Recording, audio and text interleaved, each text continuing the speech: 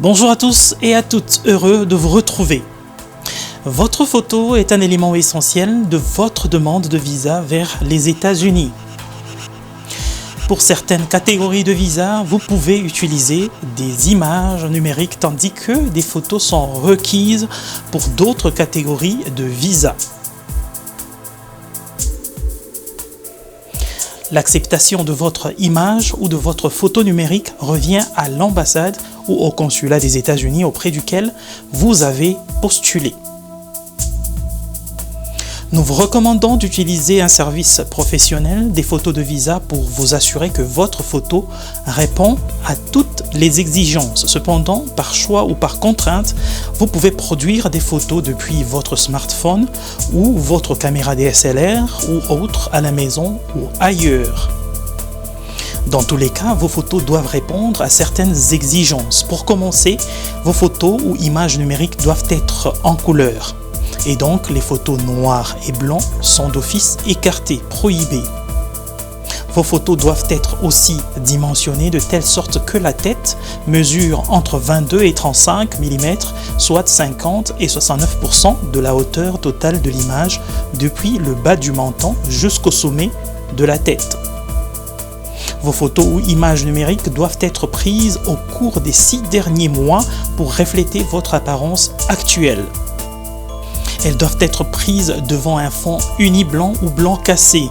Elles doivent reprendre votre vue de face, la vue de face de votre visage, qui doit avoir une expression faciale neutre, avec des yeux bien ouverts. Vos photos doivent être prises dans des vêtements que vous portez habituellement, les vêtements du quotidien. Les uniformes ne doivent pas être portés sur votre photo, à l'exception des vêtements religieux portés quotidiennement.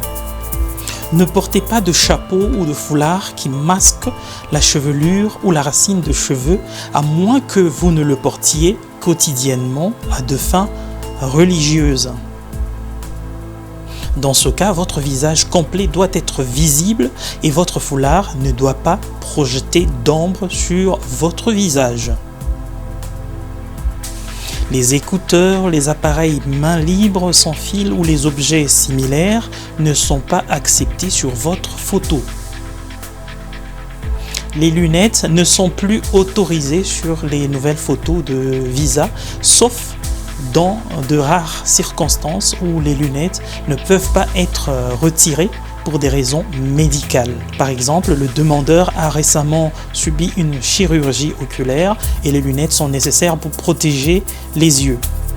Dans ce cas, une déclaration médicale signée par un professionnel de santé ou un praticien de santé doit être fournie. Si les lunettes sont acceptées pour des raisons médicales, alors la monture des lunettes ne doit pas couvrir l'œil ou les yeux.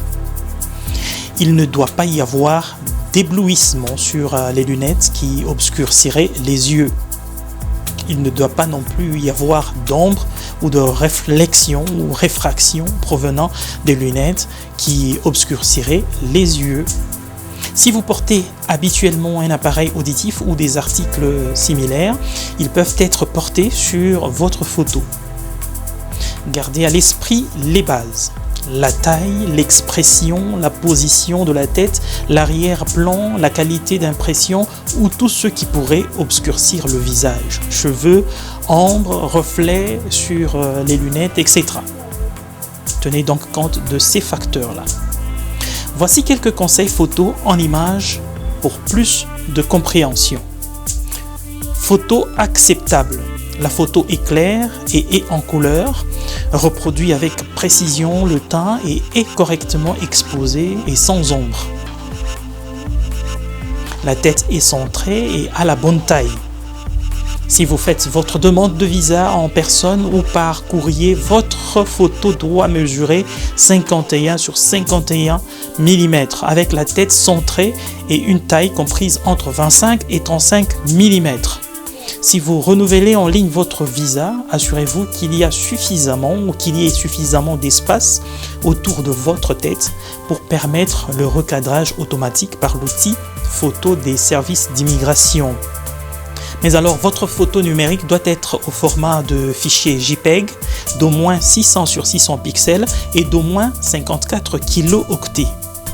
Voici un autre exemple de photo acceptable. La photo est nette, sans pixels ni point d'imprimante visible. La photo est imprimée sur du papier de qualité brillant ou mat.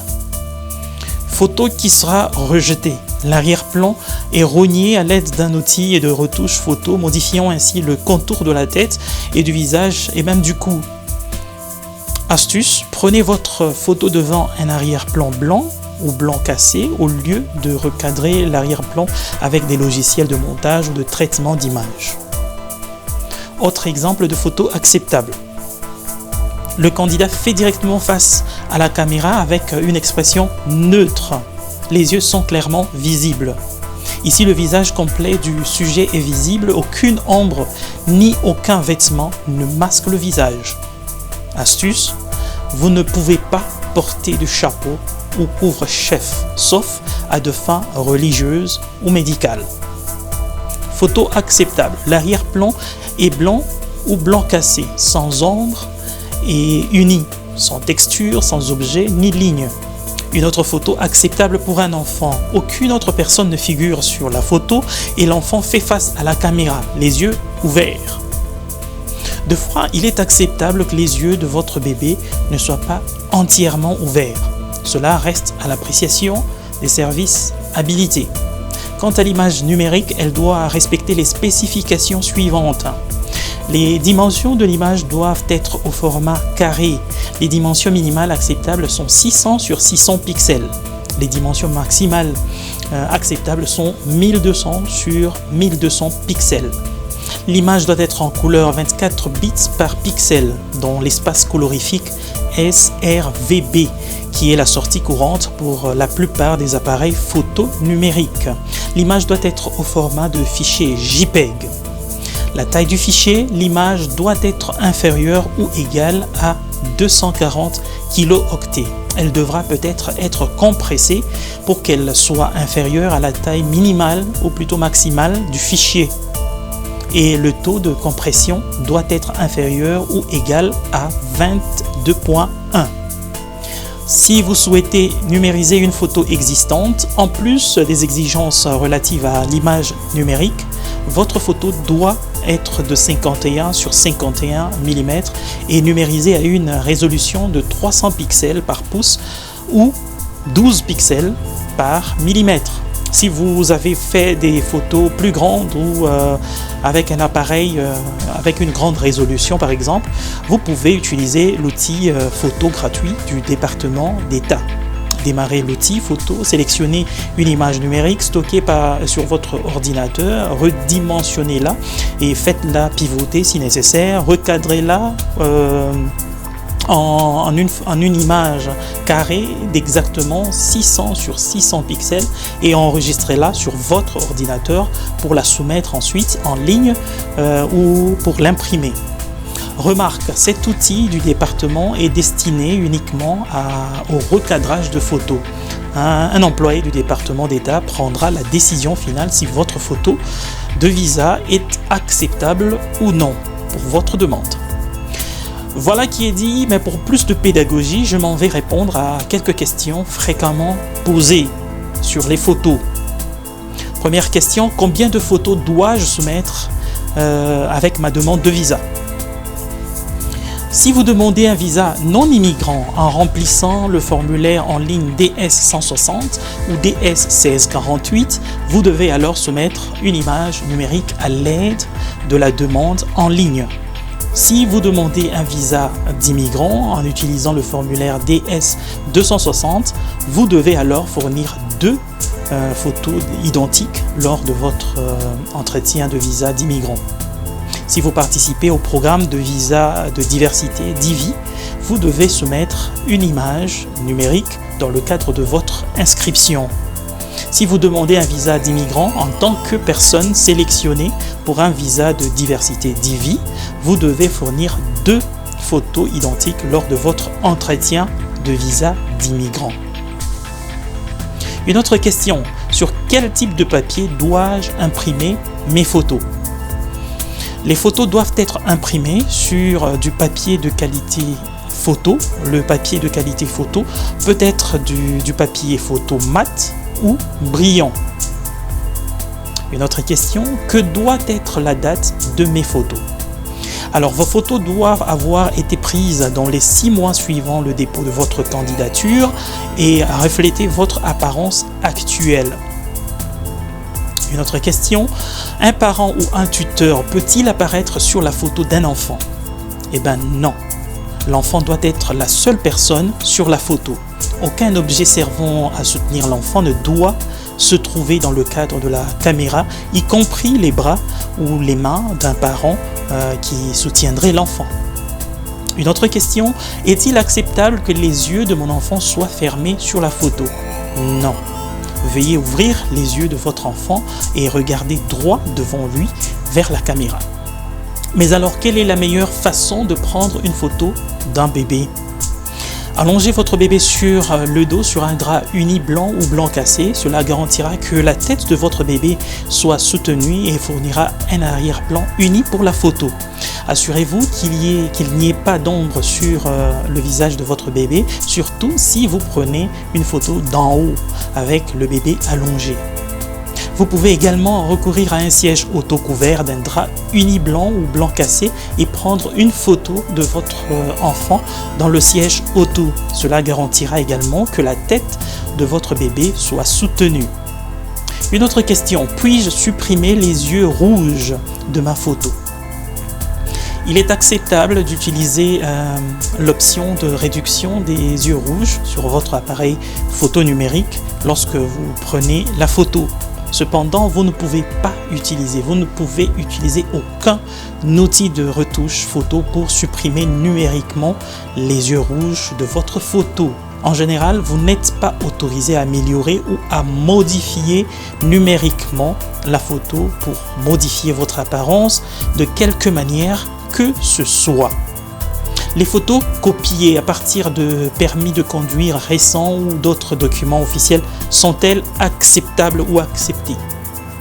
Les photos copiées ou numérisées de documents officiels ne seront pas acceptées. De plus, les photos ne doivent pas être retouchées ou modifiées numériquement pour modifier votre apparence de quelque manière que ce soit, nous l'avons dit. Les instantanés, les photos de magazines, les photos mobiles ou les photos provenant d'un distributeur automatique sont-elles acceptables? Eh bien, non. Les instantanés, les photos de magazines, les photos de distributeurs automatiques ou de téléphones portables à basse résolution ne sont pas acceptés. Une autre question, dois-je prendre une nouvelle photo si j'ai récemment teint mes cheveux d'une nouvelle couleur ou si j'ai fait pousser ma barbe? De nouvelles photos ne sont pas requises.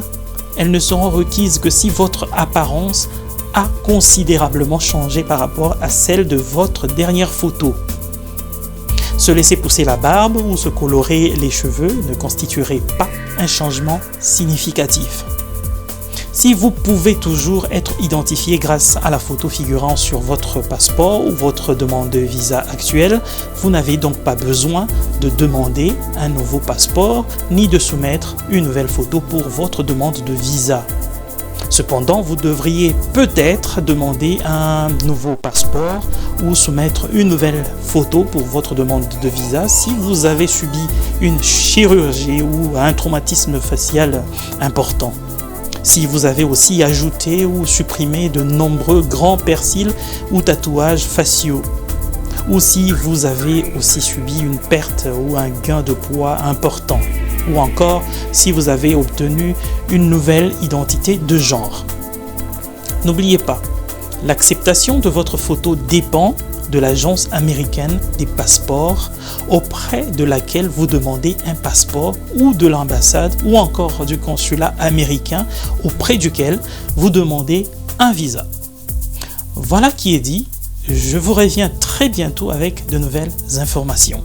Ciao ciao!